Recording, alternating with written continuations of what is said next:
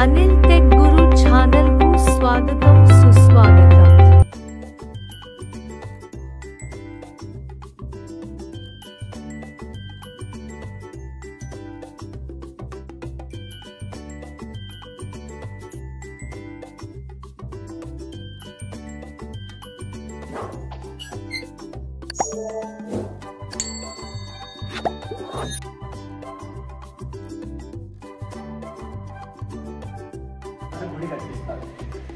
First ప్రాకారము గర్భగుడి, ఇది రెండో ప్రాకారము నాట్య మండపం, మూడో ప్రాకారము మీరు వచ్చిన ఎంట్రన్స్ అన్నమాట।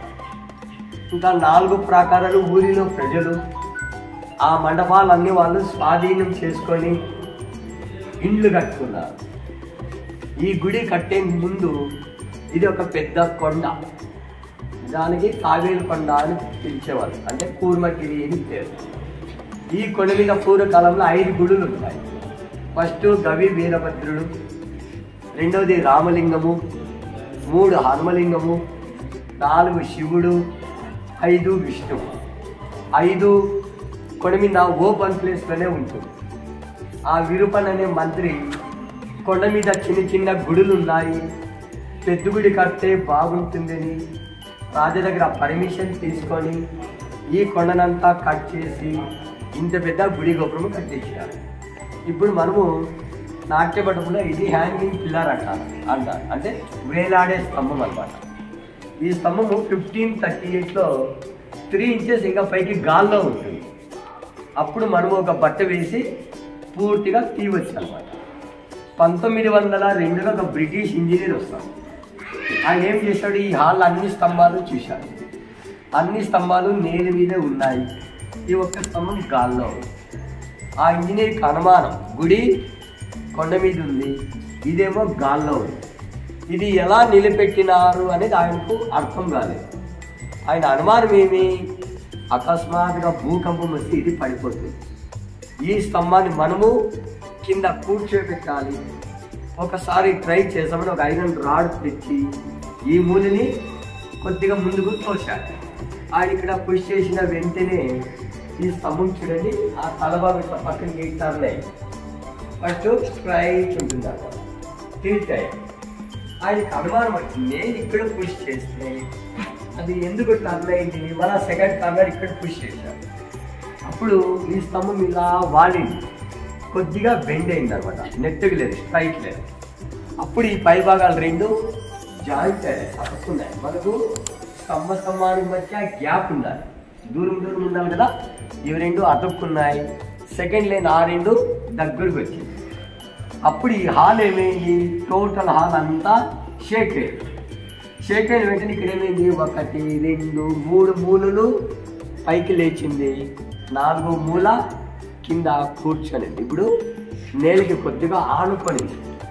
అప్పుడు ఆ బ్రిటిష్ ఇంజనీరు ఈ హాల్లో మొత్తం 70 స్తంభాలు ఉన్నాయి, 69 స్తంభాల భారము దీని మీద, అంటే ఈ హాల్ అంతా ఇప్పుడు దీని మీదే బ్యాలెన్స్। ఇప్పుడు మనం ఈ స్తంభాన్ని బలవంతంగా ముందుకు తోసాము అంటే ఈ హాలు పడేది కాక మన ప్రాణాలు పోతుంది అని ఆయన భయపడి వదిలేసినాడు। ఇది ఎలా నిలబెట్టినారు ఏమి ఎవరికి తెలియదు, అది ఆ శిల్పుల యొక్క గొప్పతనం। ఇప్పుడు కింద అంతా స్పేస్ ఉంది, మనం ఒక బట్ట వేసి క్రాస్గా తీవచ్చు, ఆ 4th కార్నర్లో బట్ట అనేది రాదన్నమాట। ఇక్కడ పైన చూడండి, ఈ first one black and white dress కనబడుతుంది కదా, ఆయన విరూపన్న, గుడి కట్టించిన మంత్రి।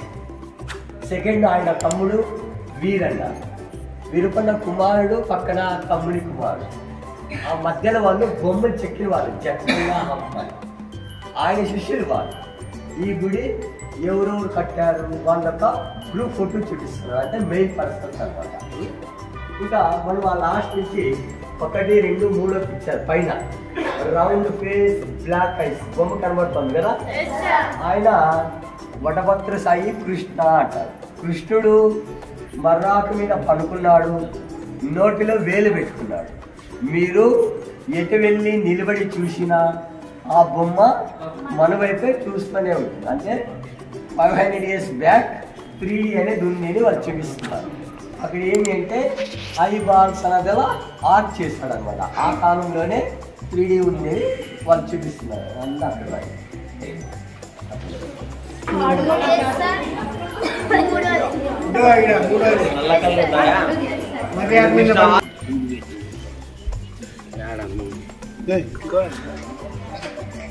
ఇలా ఇక్కడ వచ్చేసి ఈ గుడి కట్టే ముందు ఈ కొండ దాదాపు ఒక 5 ఎకరాలు ఉంటుంది.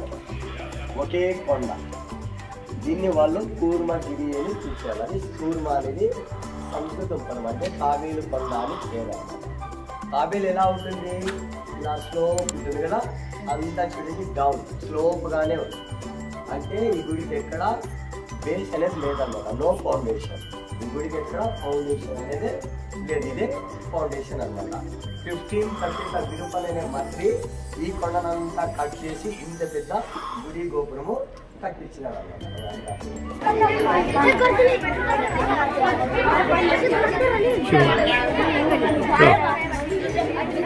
పాప మాట్లాడొద్దు.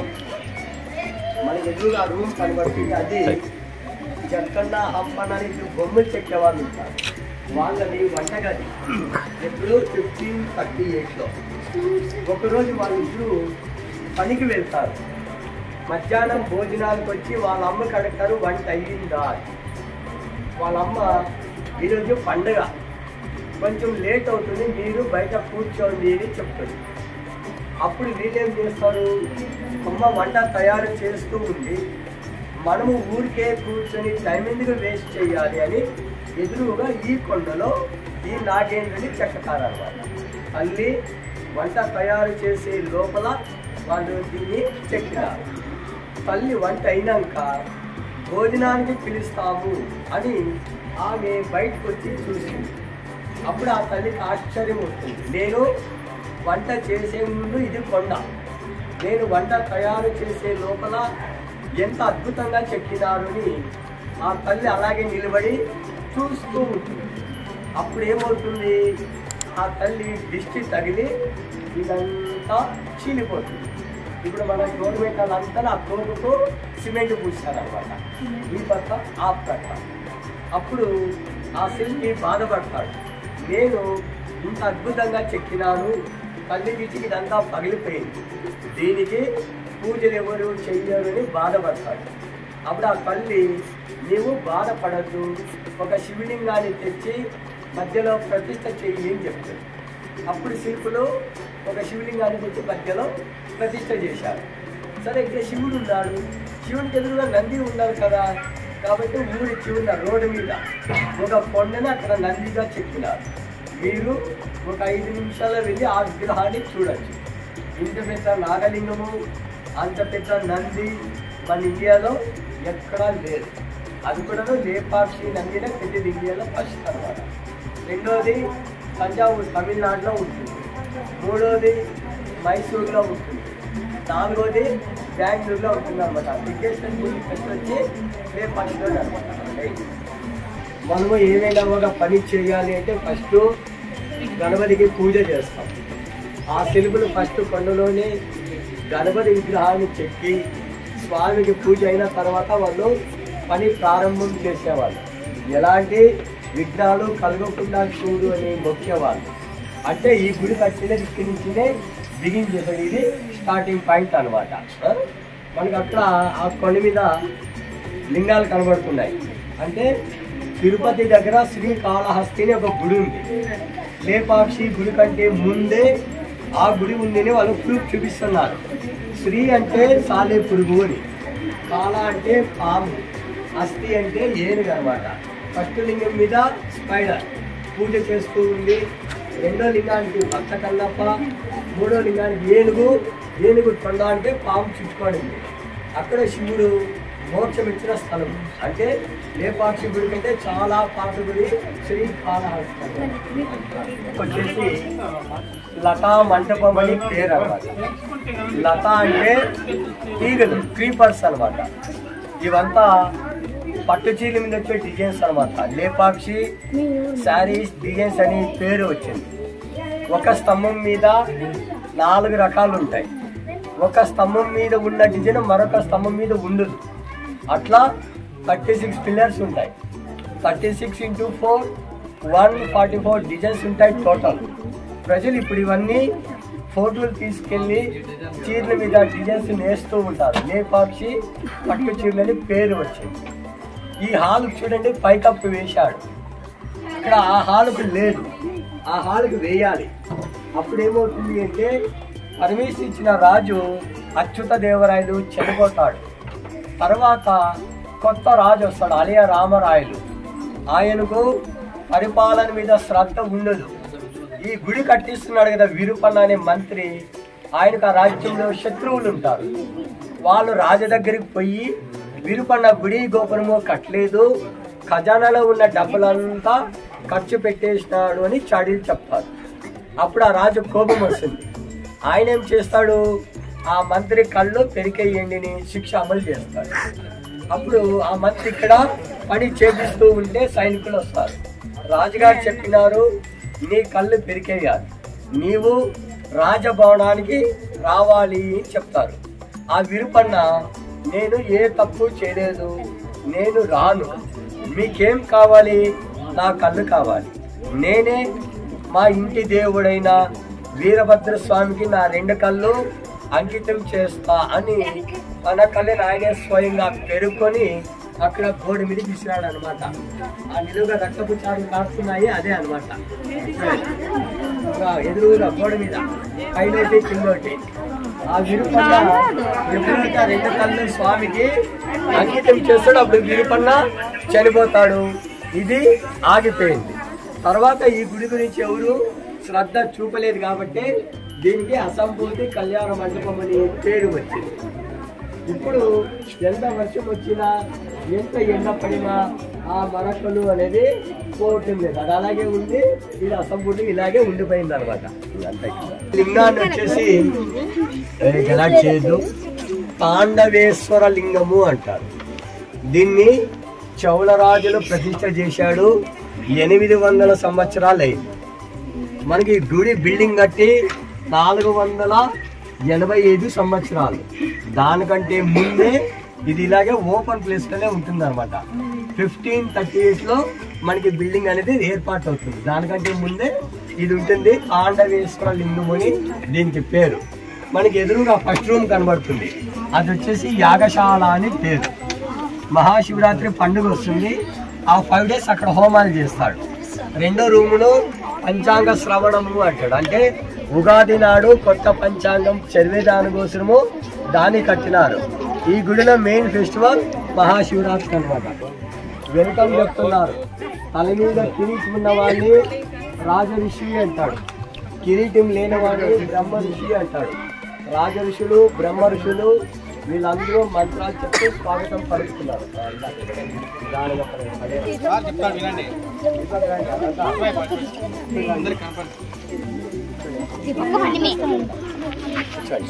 పాప మళ్ళా చూస్తారు, రండి ఇక్కడ రండి.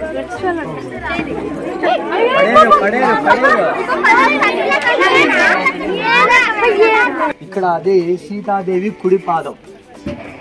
ఆ పాదం బ్రొటన్ వేల్లో నీళ్ళెప్పుడు ఊరుతూ ఉంటాయి 365 దినాలు. ఆ నీళ్ళు ఎక్కడి నుంచి వస్తుంది ఏమి అనే విషయం ఎవ్వరికీ తెలియదు. రాముడు జటాయు పక్షికి మోక్షం ఇచ్చిన స్థలం అన్నమాట. రావణాసురుడు సీతాదేవిని తీసుకుని పోతూ ఉంటాడు. జటాయు పక్షి అడ్డం వస్తుంది. జటాయు పక్షికి రావణాసురునికి ఈ కొండ మీద యుద్ధం జరుగుతుంది. ఆ కోపంలో వాడు ఏం చేస్తాడు, దాని రెక్కలు కట్ చేస్తాడు. ప్రాణం పోయే స్థితిలో పక్షి పడిపోతుంది. ఇప్పుడు రాముడికి ఈ విషయం తెలియాలి. ఏమి, సీతాదేవిని ఎవరు కిడ్నాప్ చేశారు? రావణాసురుడు. ప్రూఫ్ ఎవరు? పక్షి. అంటే పక్షి బతకాలి. పక్షి బతకాలంటే దానికి ఆహారం, నీళ్లు కావాలి. అప్పుడు ఇదంతా అడవి, నీళ్లు దొరకదు. అప్పుడు అమ్మవారు ఆ పాదం పెట్టి పక్షికి ఆశీర్వాదం చేస్తుంది. పాదములో నీళ్లు తాగుతూ రాముడు వచ్చేంత వరకు బ్రతకుండు అని. జటాయి పక్షి పాదములో నీళ్లు తాగుతూ రామనామము జపము చేసుకొని పడి ఉంటుంది. ఈ అడవిలో రాముడు లక్ష్మణుడు ఇద్దరు సీతాదేవిని వెతుక్కుంటూ వస్తారు. రాముడు పక్షి దగ్గరకు వచ్చి, ఎవరు నీవు, ఎందుకు గాను ఇలా పడినావుని పక్షిని అడుగుతాడు. అప్పుడు జరిగిన కథ రామునికి చెప్తుంది. అప్పుడు రాముడు ఆ పక్షి చేయి పట్టుకొని లే పక్షి అని పైకెత్తుతాడు. లే పక్షి, లే పక్షి. కాలక్రమేణా లేపాక్షిని ఈ ఊరి పేరు వచ్చింది. అది ఎప్పుడు జరిగింది? త్రేతాయుగంలో జరిగింది. త్రేతాయుగంలో సీతాదేవి 24 అడుగుల ఎత్తు ఉంటుంది, 24 feet హైట్. కాబట్టి అంత పెద్ద పాదం. మంది కలియుగం స్టార్టింగ్లో ప్రజలు 15 అడుగులు ఉంటారు. ఇప్పుడు 6, 5, 4కి వచ్చారు. 3.5 అడుగులు మరుగుజ్జులు వస్తూ ఉన్నారు. ఫ్యూచర్కి 2 అడుగులకి వస్తారు. ఎందుకు? ఇప్పుడు స్నాక్స్ కుర్కురేలు మీరు తింటున్నారు కదా, దాంట్లో విటమిన్స్, మినరల్స్ ఉండేది. అప్పుడు ఏమవుతుంది? మీకు బలం ఉండేది కాబట్టి పొట్టోళ్ళు అవుతారనమాట. కాబట్టి ఒక యుగములో ఒక హైట్ ఉంటారనమాట. కాబట్టి ఆ కాలంలో ఆమె 24 అడుగులు ఎత్తుంటుంది. ఆ బ్రిటన్ వెళ్ళే నీళ్ళు ఎప్పుడు ఊరుతూనే ఉంటుంది. ఎంత ఎండాకాలమైనా కానీ ఆ సన్నగా ఊరుతూ ఉంటుంది. గుడికి వచ్చిన యాత్రికులు ఆ నీళ్ళు నిజంగా వస్తుందా లేదా టెస్ట్ చేయాలి. వాళ్ళు ఏం చేస్తారు? ఒక బట్ట తీసుకొని ఆ నీళ్ళంతా తుడిచేస్తారు. మళ్ళీ ఆ నీళ్లు నిదానంగా ఊరుతూ ఉంటాయి అన్నమాట. అది విశేషము. ఇంకా ఇది 3వ ప్రకారం. పూర్వకాలంలో ప్రజలు వస్తే పనుకోవడానికి వసతి గృహాలు దేవస్థానం చుట్టూరా కట్టినారు. దాన్ని ధర్మశాల అని అంటారు. ఆ కాలంలో లాడ్జెస్ లేవు. యాత్రికులు అందరూ అక్కడే విశ్రాంతి తీసుకునేవాళ్ళు. ఇంకా ఇక్కడ మీకు సైడ్లో 3 ప్లేట్లు కనబడిస్తాయి. అవి వచ్చేసి కూర్చోండి. అవి ఈ బొమ్మలు చెక్కారు కదా, శిల్పులు భోజనాలు చేసే ప్లేట్స్ అన్నమాట. వాళ్ళు ఆ కాలంలో అంత ఎత్తు బలంగా ఉంటారు కాబట్టి అంత పెద్ద ప్లేట్లు చూపించాడు. మనకు బాంబే ప్లేట్స్ అని స్టీల్ వచ్చాయి అన్నమాట. మధ్యలో అన్నం వేసుకొని చుట్టూ కూరలు వండుకొని తినేవాళ్ళు. వాళ్ళు ఏమి ఆ కాలంలో అంటే చేతి ద్వారా పని, మనిషికి మనిషే సహాయం అన్నమాట. ఇప్పుడు ఇంత పెద్ద స్తంభాలు తేవాలి అంటే వానికి బలం కావాలి.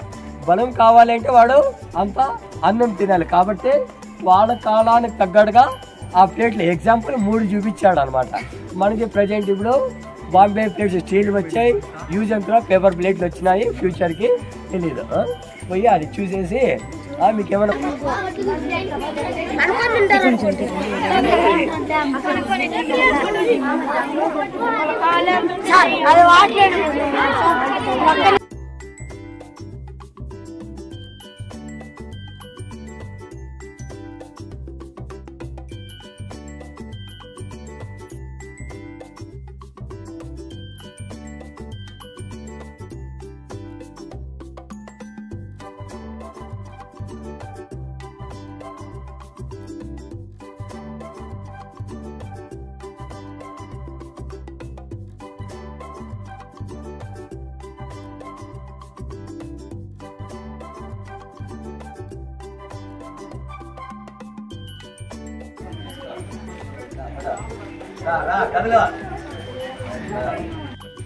Please subscribe our channel.